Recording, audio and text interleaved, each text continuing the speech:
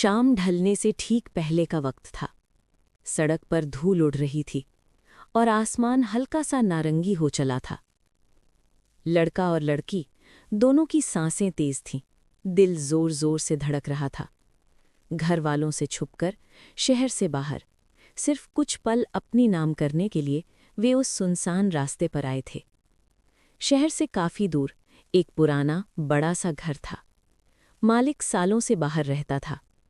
घर के बाहर एक बूढ़ा वॉचमैन बैठा था, आंखों में लालच और थकान दोनों। लड़के ने धीरे से बात की। वॉचमैन ने चारों ओर देखा, फिर पैसे लिए और बोला, अंदर रहो, मैं बाहर से ताला लगा देता हूं, कोई नहीं आएगा। ताला लगा। क्लिक। आवाज छोटी थी, लेकिन आगे चलकर वही आवाज जिंदगी बदलने वाली थी। अंदर घर में सन्नाटा था, टूटी कुर्सियां, धूल और दीवारों पर जमी नमी। लेकिन उन दोनों के लिए वो जगह दुनिया से अलग थी। वे हंसे, थोड़ा रोए। लड़की ने सिर लड़के के कंधे पर रखा। बस कुछ देर, फिर घर चलेंगे, लड़की ने घड़ी देखते हुए कहा। समय तेजी से बीत गया। सूरज ढल गया। कमरों में अंधेरा घुसने लगा। लड़की घबरा गई। मुझे जाना होगा, देर हो रही है। लड़का दरवाजे की तरफ बढ़ा, ताला खींचा, फिर जोर से हिलाया। दरवाज़ा नहीं खुला। दोनों एक दूसरे को देखने लगे। हंसी गायब हो चुकी थी। फ़ोन निकाले, दोस्तों को कॉल किया।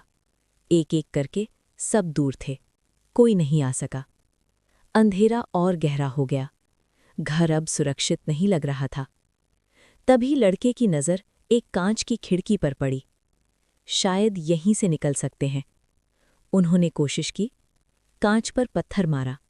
छन छन, कांच टूटा, हाथ कटे, खून बहा। लड़की दर्द से चीख पड़ी, लेकिन खिड़की बहुत छोटी थी, वे बाहर नहीं निकल सके।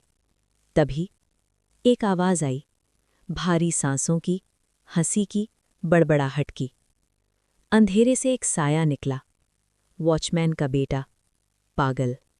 उसे उसी घर के एक कमरे में बंद रखा जाता था। लड़की की चीख सुनकर वो बाहर आ गया। उसकी आंखें लड़की पर टिक गईं।